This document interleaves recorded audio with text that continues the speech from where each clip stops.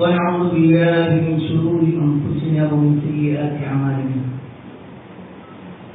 من يهده الله فلا مضل له ومن يضلل فلا هادي له، وأشهد أن لا إله إلا الله وحده لا شريك له، وأشهد أن محمدا عبده ورسوله أرسله بالهدى ودين الحق ليظهره على الدين كله ولو كره المشركون. اللهم صل على محمد وعلى آل محمد كما صليت على إبراهيم وعلى آل إبراهيم إنك حميد مجيد. اللهم بارك على محمد وعلى آل محمد كما باركت على إبراهيم وعلى آل إبراهيم إنك حميد مجيد.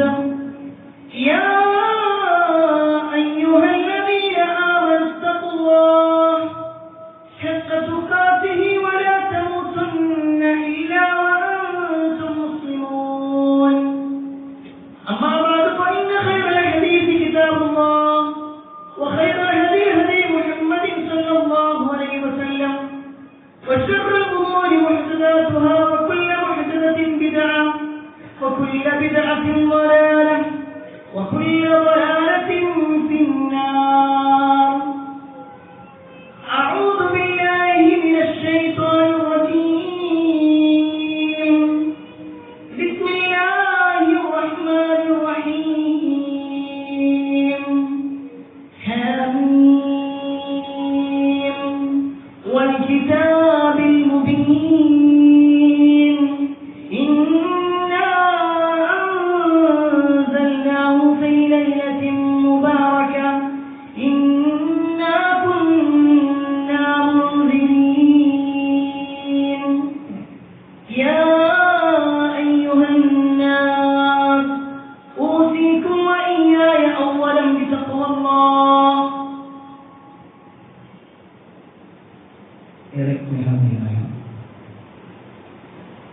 സത്യവിശ്വാസികളെ, സഹോദരന്മാരെ, സഹോദരിമാരെ, അല്ലാഹുവിന്റെ വിധിക്കനുസരിച്ചുകൊണ്ടും പ്രവാചകൻ സല്ലല്ലാഹു അലൈഹി വസല്ലമയുടെ ജീവിതശൈലി പിൻപറ്റിക്കൊണ്ടും ജീവിക്കണമെന്നും ആദ്യമായി എന്നോടും തുടർന്ന് നിങ്ങൾ ഓരോരുത്തരോടും നടത്തുകയാണ് വസിയ്യത്ത് ചെയ്യുക. നമ്മുടെ വീട്ടിലേക്ക് കടന്നു വരുന്ന അതിഥികളെ പ്രത്യേക ശ്രദ്ധയോടെ പരിഗണിക്കുകയും അവരെ സൽക്കരിക്കുകയും ചെയ്യുന്നവരാണ് നമ്മൾ. ഓരോ ആളുകളും കടന്നു വരുമ്പോൾ അവർക്ക് വേണ്ട പരിഗണന, അവർക്ക് വേണ്ട സൗകര്യങ്ങൾ അത് നമ്മൾ ഒരുക്കി കൊടുക്കാറുമുണ്ട്. എന്നാൽ എല്ലാവർക്കും ഒരേ പരിഗണനയാണ് കൊടുക്കുക എന്ന് ചോദിച്ചാൽ അല്ല. സ്ഥിരമായി വരുന്ന ചില ആളുകളുണ്ടാകും, എപ്പോഴെങ്കിലും വരുന്നവരുണ്ടാകും, നമ്മുടെ ജീവിതത്തിൽ നമുക്ക് ഏറ്റവും ഉപകാരമുള്ള ആളുകളുണ്ടാകും. ഈ ആളുകൾക്കനുസരിച്ചുകൊണ്ട് തന്നെ നമ്മുടെ ശ്രദ്ധയും പരിഗണനയും സൗകര്യങ്ങളും ഏർപ്പെടുത്തലും ഒക്കെ വ്യത്യസ്തമായിരിക്കും. പ്രിയപ്പെട്ടവരെ, ഇങ്ങനെ ഒരു ആമുഖം പറയാനുള്ള കാരണം ഒരു അതിഥിയെ കാത്തിരിക്കുന്നവരാണ്. എല്ലാ ദിവസവും വരുന്ന അതിഥിയല്ല, എല്ലാ മാസവും വരുന്ന അതിഥിയല്ല, മറിച്ച് വർഷത്തിൽ ഒരിക്കൽ മാത്രം വരുന്ന ഒരു അതിഥി, റമദാനാകുന്ന അതിഥി. ആ ഒരു അതിഥിയെ സ്വീകരിക്കാൻ വേണ്ടിയാണ് നമ്മളെല്ലാവരും. ഒരു പക്ഷേ നമ്മുടെ ചുറ്റുഭാഗവും പരിശോധിച്ച് നോക്കിക്കഴിഞ്ഞാൽ നാടും നഗരവും എല്ലാം റമദാൻ മുബാറക്കുമായി അല്ലെങ്കിൽ റമദാനിന് സ്വാഗതങ്ങൾ ഓതിക്കൊണ്ട് പല ക്യാപ്ഷനുകളിലൂടെയും കച്ചവടം നടത്തുന്ന കച്ചവടക്കാരുണ്ട്.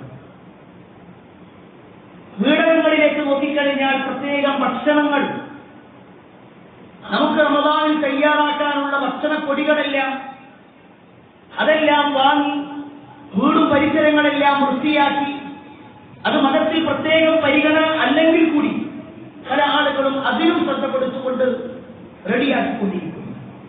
എല്ലാ പള്ളികളും റമദാൻ സ്പെഷ്യൽ പ്രോഗ്രാമുകൾ എന്ന് നടത്തണം.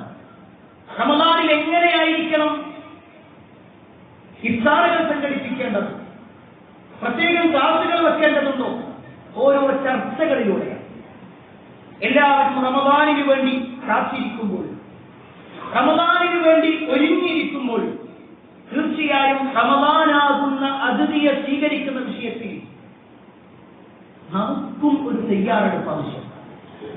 ഇത് പറയുമ്പോൾ ചിലപ്പോൾ വിചാരിക്കാം, ഇനിയും ഒരുപാട് ദിവസങ്ങളില്ലേ റമദാനിൽ, ഇനിയും 2 ആഴ്ചയോളമില്ലേ? തീർച്ചയാണ്. പക്ഷേ അതിനു മുമ്പ് തന്നെ ചില ഒരുക്കങ്ങൾ, ചില തയ്യാറെടുപ്പുകൾ നമ്മൾ മനസ്സിലാക്കേണ്ടത്. പ്രധാനമായും റമദാനിനെ സ്വീകരിക്കാനുള്ള 4 വഴികളുമായി ബന്ധപ്പെട്ടുകൊണ്ട് സൂചിപ്പിക്കാനാണ് ഇന്നത്തെ നമ്മുടെ ഖുത്ബയിലൂടെ ഉദ്ദേശിക്കുന്നത്. അതിൽ ഒന്നാമത്തെ കാര്യം,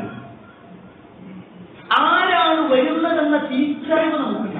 നമ്മുടെ വീട്ടിലേക്ക് ഒരാൾ അതിഥിയായി വരുന്നു എന്ന് പറയുമ്പോൾ സ്വാഭാവികമായിട്ടും അയാളുടെ സ്ഥാനം എത്രത്തോളം ഉണ്ട് അതിനനുസരിച്ചുകൊണ്ടാണ് നമ്മൾ ഒരുക്കുന്നത്.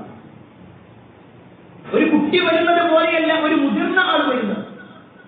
ഒരു മുതിർന്ന ആൾക്ക് കൊടുക്കുന്ന പരിഗണനയല്ല നമ്മുടെ ജീവിതത്തിൽ നമുക്ക് ഒരുപാട് ഉപകാരം ചെയ്ത ഒരാൾ വരുമ്പോൾ നമ്മൾ കൊടുക്കുന്ന പരിഗണന. എങ്കിൽ പ്രിയപ്പെട്ടവരെ, റമദാനാകുന്ന അതിഥി കടന്നു വരുമ്പോൾ ആ റമദാനിനെ നമ്മൾ അറിയണം. അത് കേവലം അറബ് മാസത്തിലെ 9ാമത്തെ മാസമാണ് എന്ന നിലക്കല്ല മനസ്സിലാക്കണം. ഓരോ മാസവും ഇങ്ങനെ കടന്നു വരുന്നു. കഴിഞ്ഞ മാസം കഴിഞ്ഞു, ഇപ്പൊ നമ്മൾ വേറൊരു മാസത്തിലാണ്, കുറച്ച് കഴിഞ്ഞാൽ വേറൊരു മാസം, അത്രയേ ഉള്ളൂ എന്നല്ല. മറിച്ച് റമദാനിന് ചില പ്രത്യേകതകളുണ്ട്. റമദാൻ എന്ന വാക്കിന്റെ അർത്ഥം പോലും കരിച്ചു കളയുകയാണ്. നമ്മുടെ ജീവിതത്തിൽ സംഭവിച്ചു പോയ തെറ്റുകുറ്റങ്ങളെല്ലാം പുറത്തു കിട്ടാനുള്ള ഒരു മാസം. ഒരുപാട് പൊതുലുകൾ ആ റമദാനുമായി ബന്ധപ്പെട്ടുകൊണ്ട് നമ്മളെല്ലാവരും അതിയായി ആഗ്രഹിക്കുന്ന ഒന്നാണല്ലോ സ്വർഗം. ആ സ്വർഗത്തിന്റെ കവാടങ്ങൾ തുറക്കപ്പെടുന്ന മാസമാണ് റമദാൻ. നമ്മൾ ഏറെ ഭയപ്പെടുകയും റബ്ബേ അതിൽ നിന്ന് രക്ഷപ്പെടുത്തേണമേ എന്ന് ധാരാളമായി പ്രാർത്ഥിക്കുന്ന ഒന്നാണ് നരകവുമായി ബന്ധപ്പെട്ടത്. ആ നരകത്തിന്റെ കവാടങ്ങൾ അടക്കപ്പെടുന്ന, നമ്മളെ നരകത്തിലേക്ക് നയിക്കാനായി, നമ്മളെ നരകത്തിലേക്ക് കൊണ്ടുപോകാനായി അഹോരാത്രം പരിശ്രമിച്ചു കൊണ്ടിരിക്കുന്ന പിശാച് കൂട്ടരും അവരെ ചെങ്ങലക്കിടുന്ന, ഇതൊക്കെ റസൂലുള്ളാഹി സ്വല്ലല്ലാഹു അലൈഹി വസല്ലം പറഞ്ഞു. നബി സല്ലല്ലാഹു അലൈഹി വസല്ലമയുടെ ഹദീസിൽ കാണുവാൻ സാധിക്കും, ഇദാ ദഖല റമദാൻ, ഇദാ ദഖല റമദാൻ, റമദാൻ എന്ന് ആഗതമായാൽ ഫുതിഹത് അബ്വാബുൽ ജന്ന, സ്വർഗ്ഗത്തിന്റെ കവാടങ്ങൾ അതാ തുറക്കപ്പെടുകയാണ്. വഗുല്ലിഖത് അബ്വാബു ജഹന്നം, ജഹന്നമിന്റെ അഥവാ നരകത്തിന്റെ കവാടങ്ങൾ അടക്കപ്പെടുന്നതാണ്. വസുൽസിലത്തി ശയാതീൻ, ശൈത്താന്മാരെ ചെങ്ങലക്കിടുന്നതുമാണ്. നബി സല്ലല്ലാഹു അലൈഹി വസല്ലം ഒറ്റ ഹദീസിൽ തന്നെ 3 കാര്യങ്ങളായി പറഞ്ഞു. സ്വർഗത്തിന്റെ കവാടങ്ങൾ തുറക്കപ്പെടുന്ന, ഈ തുറക്കപ്പെടുന്നത് എന്ന് പറഞ്ഞാൽ അതിങ്ങനെ തുറന്നു വെച്ചിട്ടുണ്ട് എന്ന അർത്ഥത്തിൽ മാത്രമല്ല, ആ സ്വർഗത്തിലേക്ക് ആളുകൾക്ക് പോകാനുള്ള വഴികളിലൂടെയാണ്. അത് വെറുതെ തുറന്നു വെച്ചൊന്നല്ല, ഓരോരുത്തർക്കും കൂടുതൽ കൂടുതൽ അതിലേക്ക് പ്രവേശിക്കാനുള്ള അവസരങ്ങൾ നമുക്ക് കൊടുക്കുന്നതാണ്. നരകത്തിന്റെ കവാടങ്ങൾ അടക്കപ്പെടുന്ന, ശൈത്താന്മാരെ ചെങ്ങലക്കിടുന്ന ഒരു മാസം. ആ ഒരു മാസത്തിന് നബി സല്ലല്ലാഹു അലൈഹി വസല്ലം കൊടുത്ത ഒരു പരിഗണന മാത്രം, ഒരു ചരിത്രവുമായി ബന്ധപ്പെട്ടുകൊണ്ട് നബി സല്ലല്ലാഹു അലൈഹി വസല്ലം കൊടുക്കുന്ന ഒരു പരിഗണന മാത്രം മതി അതിന്റെ ഗൗരവം മനസ്സിലാക്കാൻ. ഒരിക്കൽ റസൂലുള്ളാഹി സ്വല്ലല്ലാഹു അലൈഹി വസല്ലമയുടെ അടുക്കലേക്ക് ബലീർ എന്ന് പറയുന്ന പ്രദേശത്ത് നിന്ന് 2 ആളുകളുണ്ട്. 2 പേരും നബി സല്ലല്ലാഹു അലൈഹി വസല്ലമയുടെ അടുക്കലുണ്ട്. മഹാനായ ത്വലഹത്ത് ബിൻ ഉബൈദില്ലാഹ് റളിയല്ലാഹു അൻഹു റിപ്പോർട്ട് ചെയ്യുന്ന ഹദീസാണ്. 2 ആളുകൾ വന്നിട്ടുണ്ട്. റസൂലുള്ളാഹി സ്വല്ലല്ലാഹു അലൈഹി വസല്ലമയുടെ അടുത്ത് വന്നു ഇസ്ലാമിനെ കുറിച്ച് ചോദിച്ചു. പ്രവാചകൻ സ്വല്ലല്ലാഹു അലൈഹി വസല്ലം പറഞ്ഞു കൊടുത്തു. 2 പേരും ഒരുമിച്ച് ഇസ്ലാം സ്വീകരിച്ചു. 2 പേരും ഒരുമിച്ച് ഇസ്ലാം സ്വീകരിച്ചു. ആ 2-ൽ ഒരാൾ എന്നിട്ട് നബി സല്ലല്ലാഹു അലൈഹി വസല്ലമയുടെ കൂടെ അവർ കഴിയണം. റസൂലുള്ളാഹി സ്വല്ലല്ലാഹു അലൈഹി വസല്ലമയുടെ കൂടെ വന്ന് നബി സല്ലല്ലാഹു അലൈഹി വസല്ലം ചെയ്തു വെച്ചാൽ ഈ 2 പേരെയും ത്വലഹത്ത് ബിൻ ഉബൈദില്ലാഹ് റളിയല്ലാഹു അൻഹുവിനെ ഏൽപ്പിച്ചു. അവർക്ക് വേണ്ട സൗകര്യങ്ങൾ, കാരണം അവർ വിദൂരത്തുനിന്ന് വരുന്ന ആളുകളാണ്. ആ തൊട്ടടുത്ത നാട്ടിലല്ല, അതുകൊണ്ട് അവർക്ക് കൂടുതൽ ദീനിനെ മനസ്സിലാക്കാനും മറ്റൊക്കെ ഈ നാട്ടിൽ തന്നെ താമസിക്കും. അങ്ങനെ ത്വൽഹ റളിയല്ലാഹു അൻഹുവിനെ നബി സല്ലല്ലാഹു അലൈഹി വസല്ലം ഏൽപ്പിച്ചു. ത്വൽഹ റളിയല്ലാഹു അൻഹു പറയാണ്, ഈ രണ്ട് പേരിൽ ഒരാൾ വല്ലാതെ പരിശ്രമിക്കുന്നവരാണ്, ധാരാളമായിട്ട് നന്മകൾക്ക് വേണ്ടി പരിശ്രമിച്ചുകൊണ്ടേയിരിക്കും. എത്രത്തോളം എന്നാൽ ആ രണ്ടാളുകൾ അവിടെ നിൽക്കുന്ന സമയത്താണ് ഒരു യുദ്ധം വന്നത്.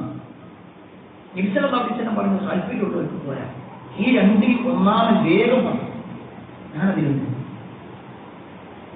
അങ്ങനെ ആ വ്യക്തി ആ യുദ്ധത്തിൽ പങ്കെടുക്കുകയും അയാൾ ഷഹീദാകുകയും ചെയ്തു. എന്നാൽ രണ്ടാമനെ സംബന്ധിച്ചിടത്തോളം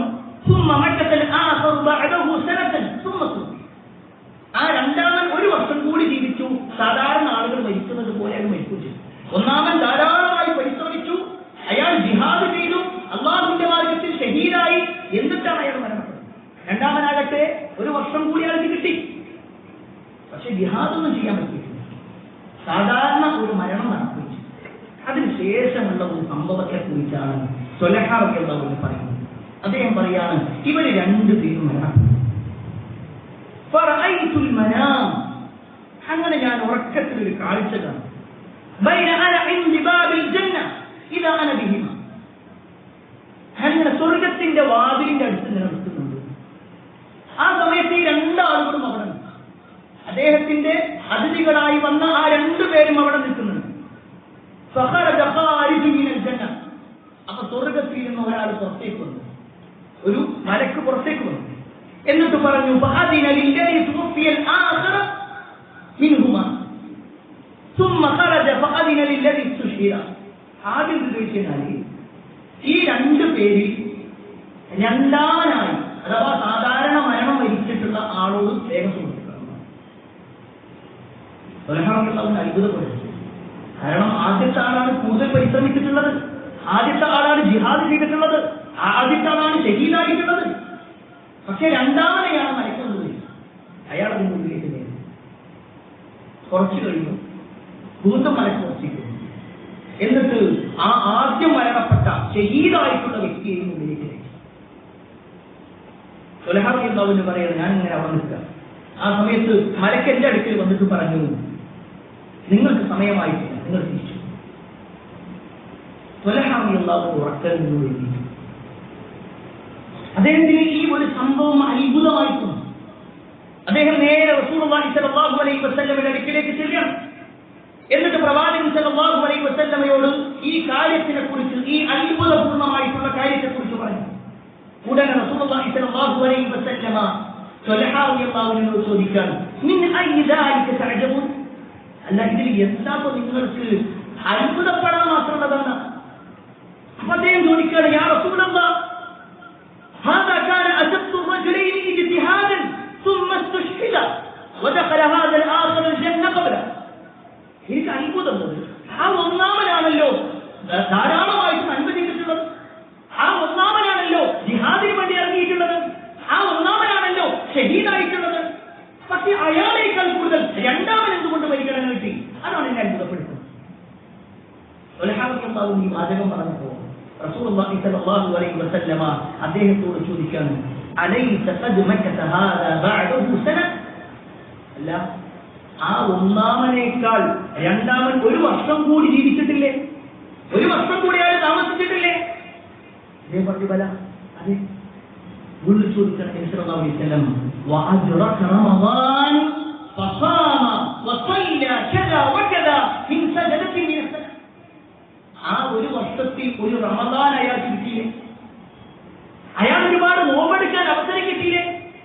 ഇന്ന ഇന്ന നമസ്കാരങ്ങളൊക്കെ നിർവഹിക്കാനും ഇന്ന ഇന്ന പുണ്യങ്ങൾ ചെയ്യാനും അവസരം കിട്ടിയില്ലേ? അപ്പോഴും ത്വൽഹ റളിയല്ലാഹു അൻഹു പറഞ്ഞു, ബല, അതേ പ്രവാചകരെ, അതെ. അപ്പോൾ റസൂലുള്ളാഹി സ്വല്ലല്ലാഹു അലൈഹി വസല്ലം പറയാണ്, ഫമാ ബൈനഹുമാ അബ്അദു മിമ്മാ ബൈന അസ്സമാഇ വൽ അർദ്. ഇതിനെന്താ അത്ഭുതപ്പെടാനുള്ളതെന്താ? അവർ രണ്ടുപേർക്കിടയിലുള്ള വ്യത്യാസം എന്ന് പറഞ്ഞാൽ ആകാശഭൂമികൾക്കിടയിലുള്ള വ്യത്യാസം. അത്രയും വലിയ പരിഗണന കൊടുക്കുന്നത്. പ്രിയപ്പെട്ടവരെ, ഈ ഒരു ഹദീസ്, ഈ ഒരു ചരിത്ര സംഭവം ഇവിടെ സൂചിപ്പിക്കാനുള്ള കാരണം, അവസരങ്ങൾ അന്വേഷിക്കുന്നവരാണ് നമ്മൾ.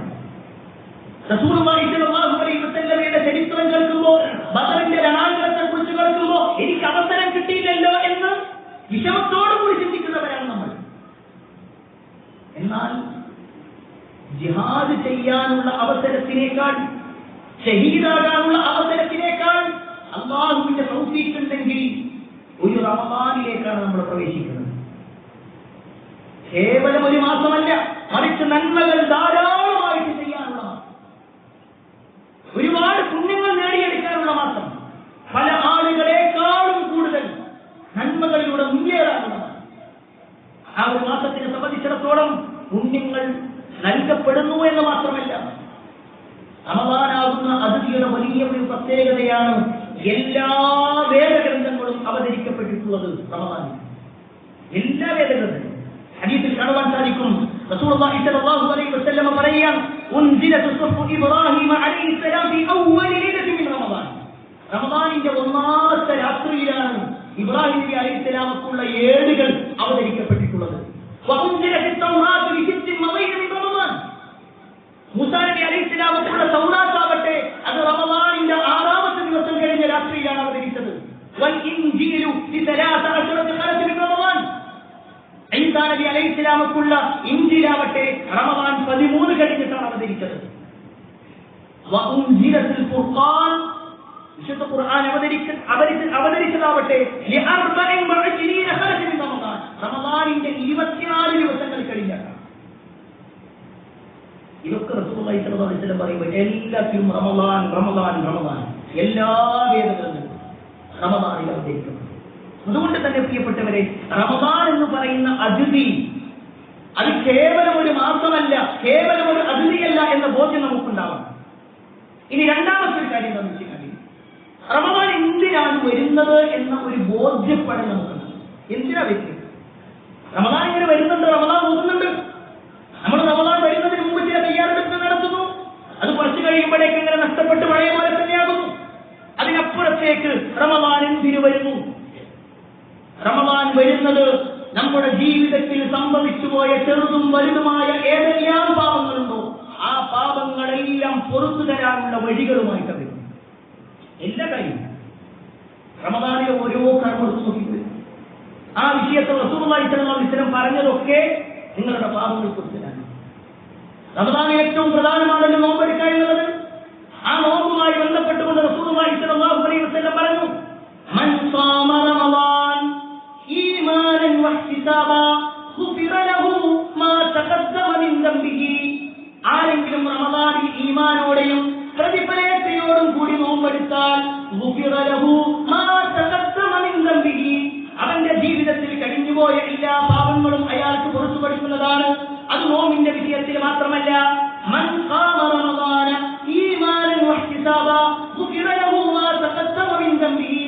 ആരെങ്കിലും റമദാനിൽ നോമ്പെടുക്കുന്നത് പോലെ, അല്ലെങ്കിൽ ആരെങ്കിലും റമദാനിൽ രാത്രി നമസ്കരിക്കുകയാണെങ്കിൽ, തറാവീഹ് നമസ്കരിക്കുകയാണെങ്കിൽ, ഈമാനൻ വഹ്തിസാബാ വിശ്വാസത്തോടെയും പ്രതിഫലത്തോടും കൂടി ചെയ്താൽ ഗുഫിറ ലഹു മാ തഖദ്ദമ മിൻ ദംബിഹി, അവന്റെ ജീവിതത്തിൽ കഴിഞ്ഞുപോയ എല്ലാ പാപങ്ങളും അല്ലാഹു പുറത്തു കൊടുക്കുന്നതാണ്. നോമ്പും നമസ്കാരം. ഇനി ലൈലത്തുൽ ഖദ്ർ, മൻ ഖാമ ലൈലത്തുൽ ഖദ്രി ഈമാനൻ വഹ്തിസാബാ ഗുഫിറ ലഹു മാ തഖദ്ദമ മിൻ ദംബിഹി. അതേ വാചകം, പാപം മുക്തത. ജീവിതത്തിൽ അറിഞ്ഞും അറിയാതെയുമായി പ്രിയപ്പെട്ടവരെ എന്തെല്ലാം പാപങ്ങൾ നമ്മൾ ചെയ്തു, ആ പാപങ്ങളെല്ലാം പുറത്തു കിട്ടാനുള്ള ഒരു വഴിയാണ് ശരിക്കും ഈ റമദാൻ. അതൊക്കെ നമ്മളെത്രയും അതൊക്കെ പഠിച്ചത് കൊടുത്തിട്ടുണ്ടാവും. അല്ല, റമദാൻ എന്നുള്ളത് തൗബയുടെ മാസമാണ്. റമദാൻ എന്നുള്ളത് ഇസ്തിഗ്ഫാറിന്റെ മാസമാണ്, നമുക്ക് എല്ലാവർക്കും അറിയാം. എന്നാൽ റമദാൻ ആവട്ടെ, എന്നിട്ട് വേണം തൗബ ചെയ്യാൻ. അങ്ങനെയല്ല വിഷയം. റമദാൻ വരട്ടെ, അതിന്റെ ഒരു 3-4 ദിവസം കഴിഞ്ഞിട്ട് വേണം എനിക്കൊന്ന് തൗബ ചെയ്യാൻ. അല്ല, അതിനു മുമ്പ് തന്നെ റമദാനിന് വേണ്ടി ഒരുങ്ങുന്ന ആളുകൾ അവരുടെ ജീവിതത്തിൽ സംഭവിച്ചു പോയ തെറ്റുകുറ്റങ്ങളൊക്കെ അല്ലാഹുവോട് ഏറ്റുപറഞ്ഞ് തൗബയിലേക്കുള്ള വഴികൾ സ്വീകരിക്കും. അതാണ് രണ്ടാമത്തെ കാര്യം. ഇനി പ്രിയപ്പെട്ടവരെ, മൂന്നാമത്തെ വിഷയം തീർച്ചയായി റമദാനിന്റെ മഹത്വം, റമദാനാകുന്ന അതിഥിയെക്കുറിച്ചും ഒക്കെ നമ്മൾ മനസ്സിലാക്കി. എന്നാൽ എങ്ങനെയാണ് ഈ അതിഥിയെ സ്വീകരിക്കേണ്ടത്? റമദാനിനെ സംബന്ധിച്ചിടത്തോളം എങ്ങനെ നമ്മൾ സ്വീകരിക്കും? ഈ വിഷയത്തിൽ നമ്മുടെ മുസ്ലിം ഉമ്മ വീടുകളിൽ നമുക്ക് കാണുന്നു. അതിൽ ഒന്നാമത്തെ വിഭാഗം മുസ്ലിങ്ങളുടെ കാര്യം മാത്രമല്ല.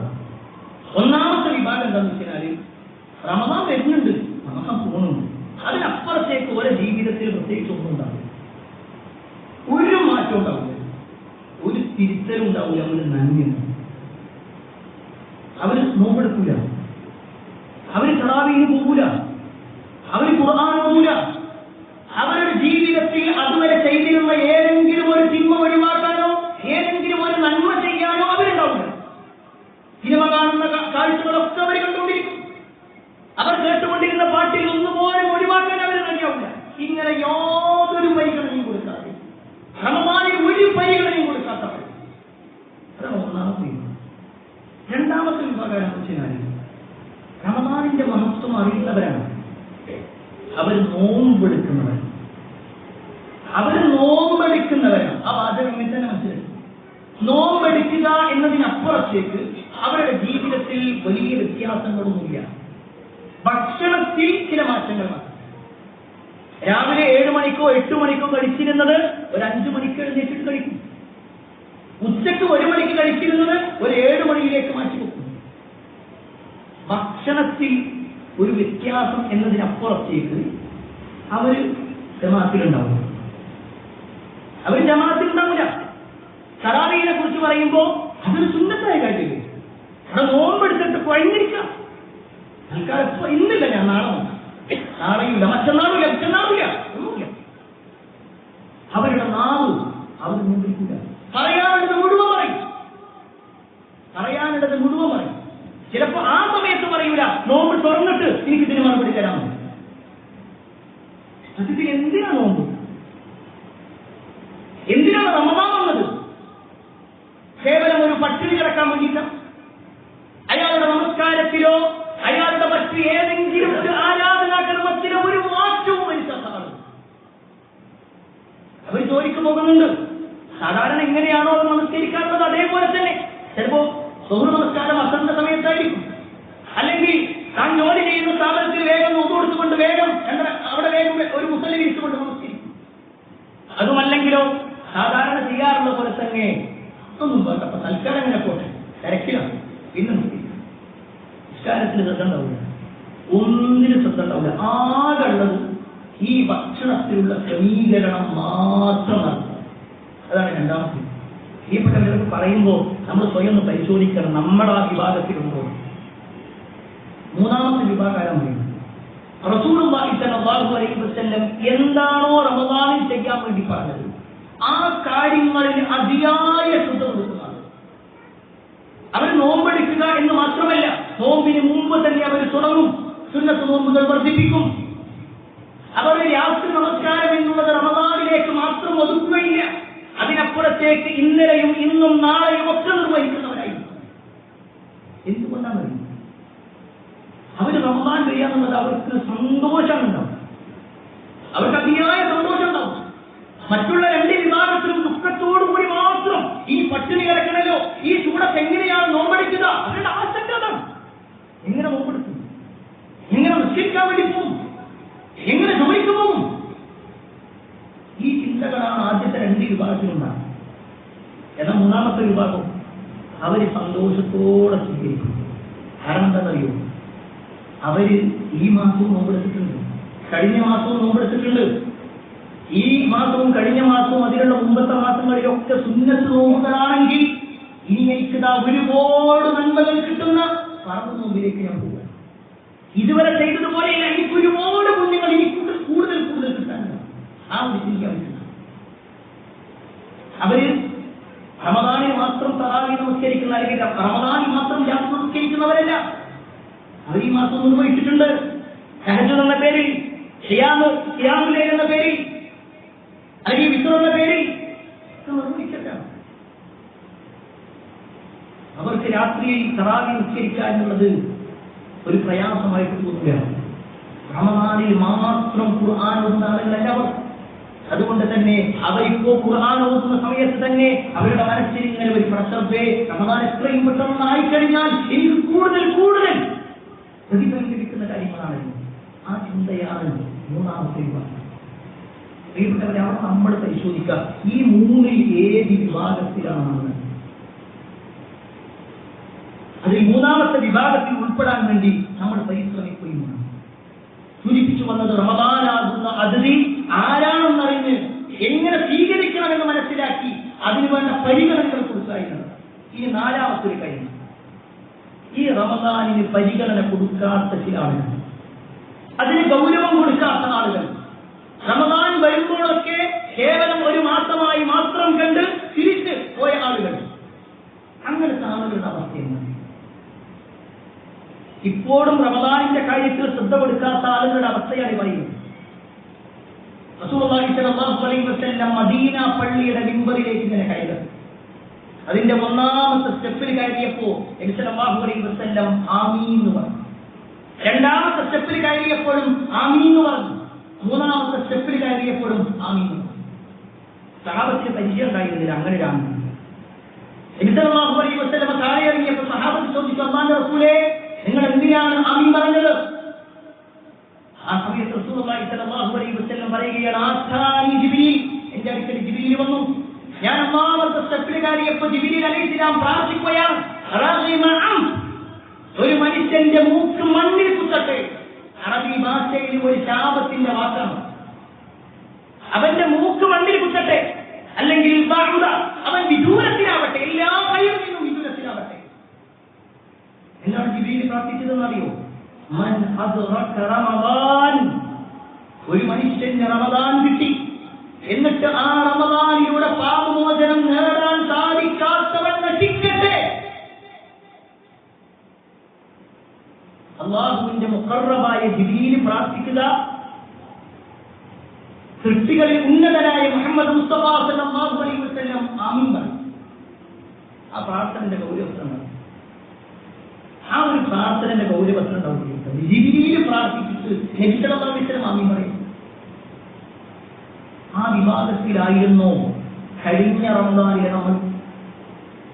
റമദാൻ കഴിഞ്ഞപ്പോ ജിബ്രീൽ അലൈഹിസ്സലാം പ്രാർത്ഥിച്ച ആ വിഭാഗത്തിൽ നമ്മൾ ഉണ്ടായിരുന്നു. റമദാൻ കിട്ടിയിട്ടും പാപമോചനം നേടാൻ കഴിയാത്ത ആൾ എങ്കിൽ നമ്മൾ നഷ്ടക്കാരാണ്.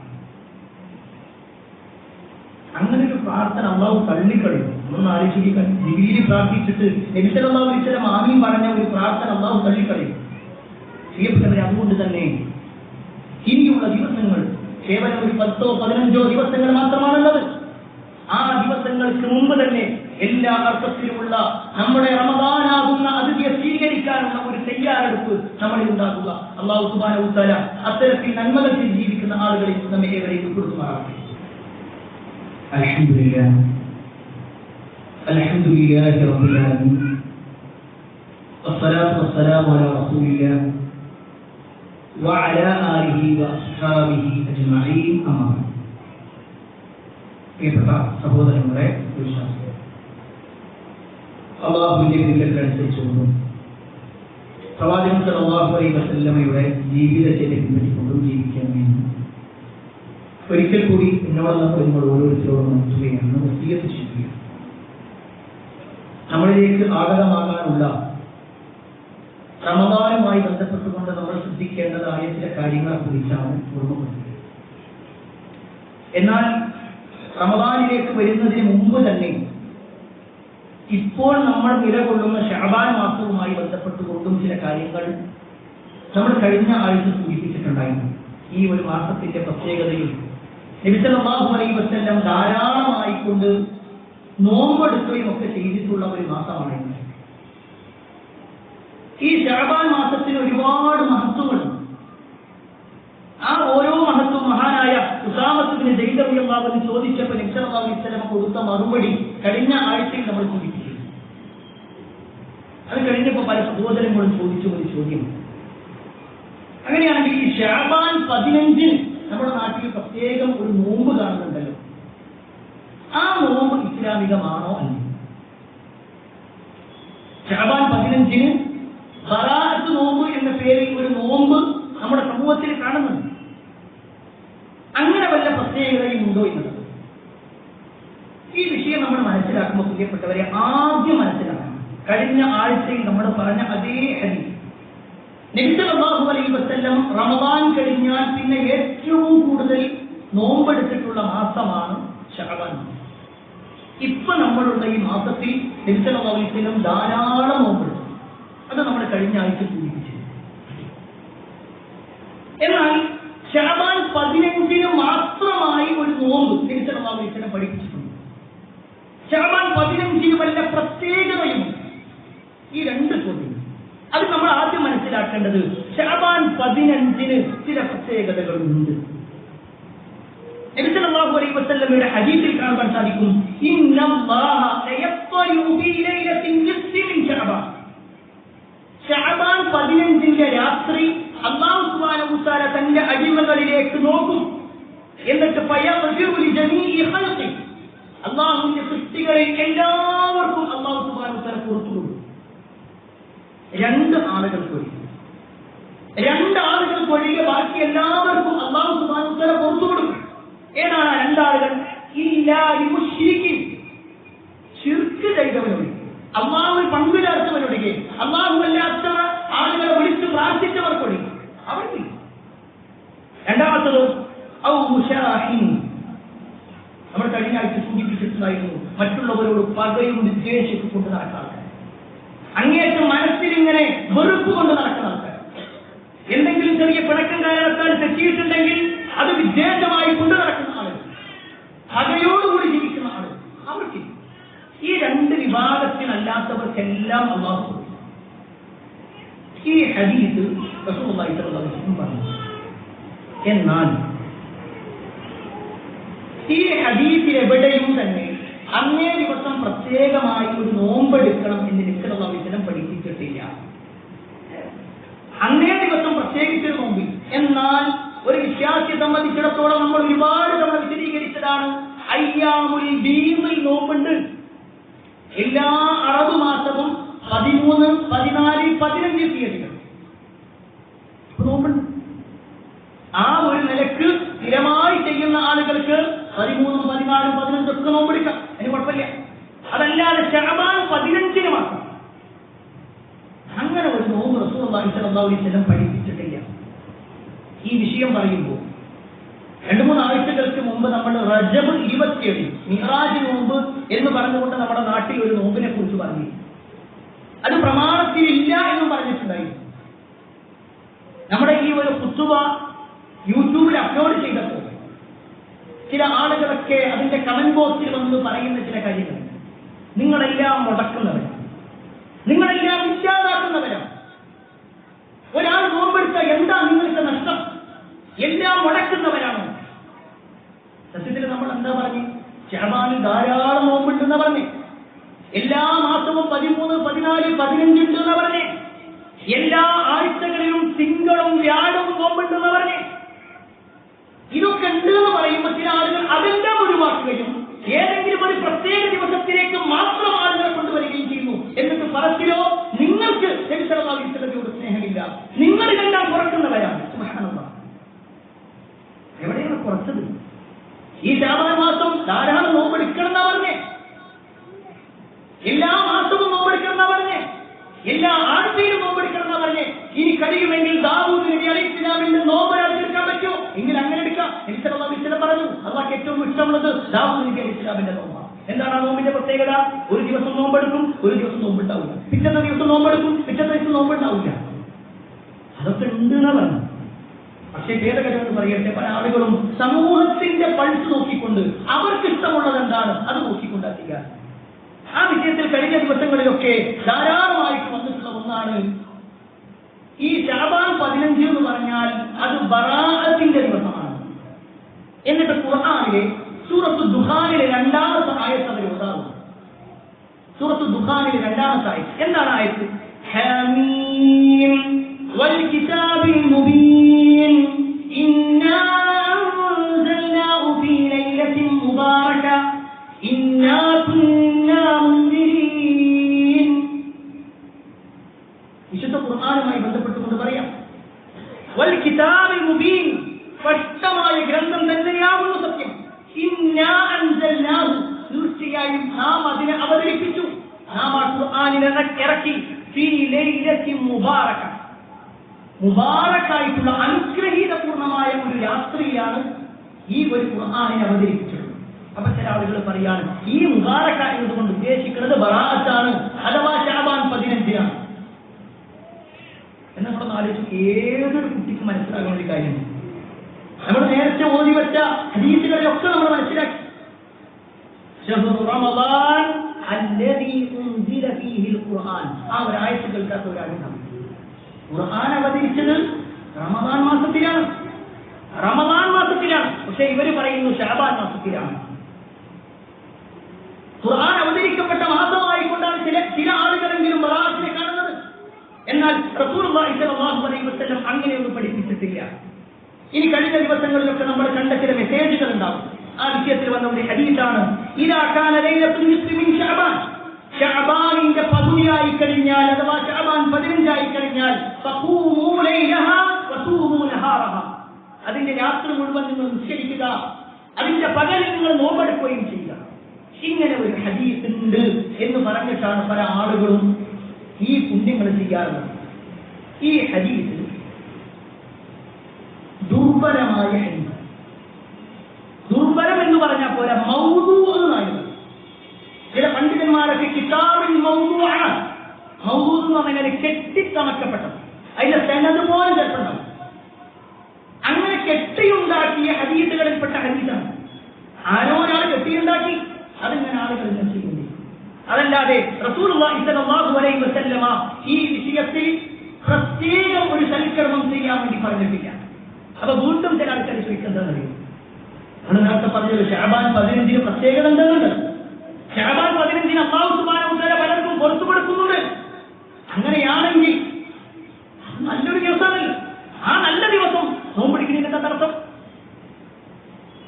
ആ നല്ല ദിവസം നോമ്പടിക്കുന്നതിന് എന്താ തടസ്സം? അവിടെയാണ് നമ്മൾ മനസ്സിലാക്കേണ്ടത്. 13, 14, 15 നോമ്പടിക്കാം. അല്ല ശഅബാൻ 15 മാത്രമാണെങ്കിൽ, നല്ല ദിവസം എന്ന ഒരു ടൈറ്റിൽ മാത്രമാണ് നോമ്പടിക്കുന്നതെങ്കിൽ വെള്ളിയാഴ്ചയല്ലേ നല്ല ദിവസം? വെള്ളിയാഴ്ച നല്ല ദിവസമാണല്ലോ, പക്ഷെ വെള്ളിയാഴ്ച മാത്രം നോമ്പെടുക്കാൻ പാടില്ല എന്ന് ഇഷ്ടമാണ്. വെള്ളിയാഴ്ച മാത്രമായിട്ട് നോമ്പെടുക്കുക എന്നുള്ളത് പാടില്ല എന്ന് ഇഷ്ടമാണ്.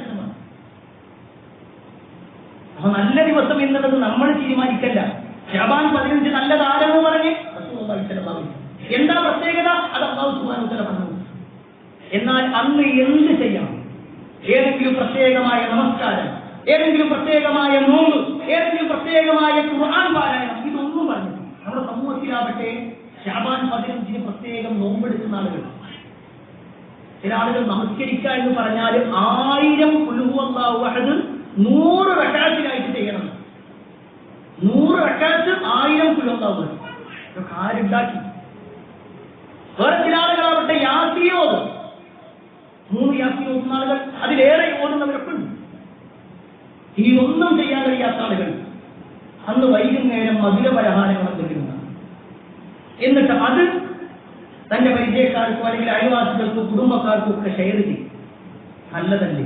നല്ലതല്ലേ? പ്രിയപ്പെട്ടവരെ, ദീനിലൊരു കാര്യം നല്ലതാവണമെങ്കിൽ അത് റസൂലുള്ളാഹി സ്വല്ലല്ലാഹു അലൈഹി വസല്ലം പറയണ്ടേ? നമ്മുടെ നമസ്കാരം നല്ലതല്ലേ? സാധാരണ 2 റക്അത്തും 4 റക്അത്ത്, 4 റക്അത്താണ് കൂടുതൽ പുണ്യം എന്ന് നമുക്ക് തോന്നുന്നത്. എങ്കിൽ ഒരാൾ പറയാണ് ജുമുഅ നമസ്കാരം നമുക്ക് 4 കുറച്ചുകൂടി കൂടുതൽ പുണ്യം കിട്ടട്ടെ. സുബഹ് നമസ്കാരം നല്ല ഉന്മേഷമുണ്ട്, വലിയ കുഴപ്പമൊന്നുമില്ല, ഒരു 6 മണിയൊക്കെയാണല്ലോ ഇപ്പൊ നിസ്കാരം തുടങ്ങണം.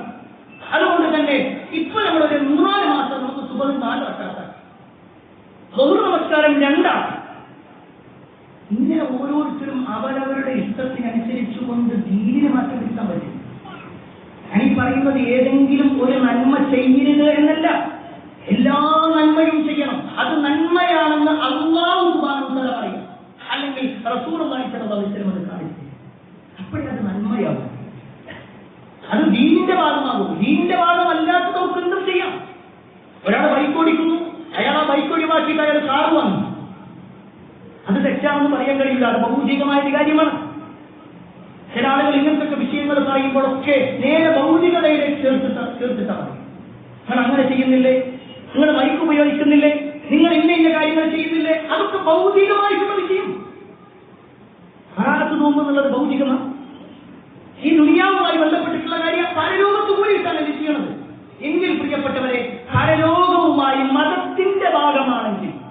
മതപരമായ കാര്യമാണെങ്കിൽ അത് റസൂലുള്ളാഹി സ്വല്ലല്ലാഹു അലൈഹി വസല്ലം പറഞ്ഞു തരിക തന്നെയാണ്. അതുകൊണ്ട് തന്നെ അത്തരത്തിലുള്ള നോമ്പുകൾ അത് ഇസ്ലാമിൽ ഇല്ല എന്നതുകൂടി മനസ്സിലാക്കുക.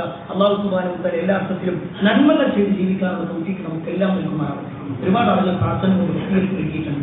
എല്ലാവരുടെയും പ്രാർത്ഥനകൾ സ്വീകരിക്കുമാറാവട്ടെ. നമ്മുടെ കുത്തുബയിൽ സ്ഥിരമായി വരുന്ന ഒരു സഹോദരി, അവർ ക്യാൻസർ പേഷ്യൻ്റാണ് വിളിച്ചറിയിക്കുന്നത്. അവരുടെ കുറച്ചൊരു പ്രയാസത്തിലൂടെയാണ് അവരുടെ ശാരീരിക അവസ്ഥ കൊടുക്കുന്നത്. അല്ലാഹു ആ ഉമ്മാന്റെ എല്ലാ പ്രയാസങ്ങളും നീക്കി കൊടുക്കുമാറാവട്ടെ. അതുപോലെ തന്നെ നമ്മുടെ പള്ളിക്ക് ധാരാളമായി സഹായം ചെയ്യാറുള്ളവരാണ്. അവർ കണ്ണിന് അസുഖം ബാധിച്ചുകൊണ്ട് കാഴ്ച തന്നെ നഷ്ടപ്പെടുന്ന രൂപത്തിൽ വലിയ പരീക്ഷണത്തിലൂടെയാണ് പോയിക്കൊണ്ടിരിക്കുന്നത്. അല്ലാഹു സുബ്ഹാനഹു വ തആല അവരുടെ അസുഖം പരിപൂർണമായ ശിഫ നൽകുമാറാവട്ടെ. എല്ലാ അർത്ഥത്തിലുമുള്ള ഒരു ശമനം അല്ലാഹു അവർക്ക് രണ്ടുപേർക്ക് നൽകുമാറാവട്ടെ. നമ്മുടെ കുടുംബത്തിലും നമ്മുടെ പരിചയത്തിലും പല ആളുകളും രോഗികളായും പ്രയാസം അനുഭവിക്കുന്നവരായുണ്ട്. അല്ലാഹു അവരുടെ എല്ലാം പ്രയാസങ്ങൾ നൽകുമാറാവട്ടെ. اللهم اغفر للمؤمنين والمؤمنات والمسلمين والمسلمات الاحياء منهم والاموات انك مجيب الدعوات يا قاضي الحاجات. اللهم اجرنا من النار، اللهم اجرنا من النار، اللهم اجرنا من النار. ربنا آتنا في الدنيا حسنة وفي الآخرة حسنة وقنا عذاب النار. آمين آمين برحمتك يا أرحم الراحمين والحمد لله رب العالمين. Peace Radio, tune to reality.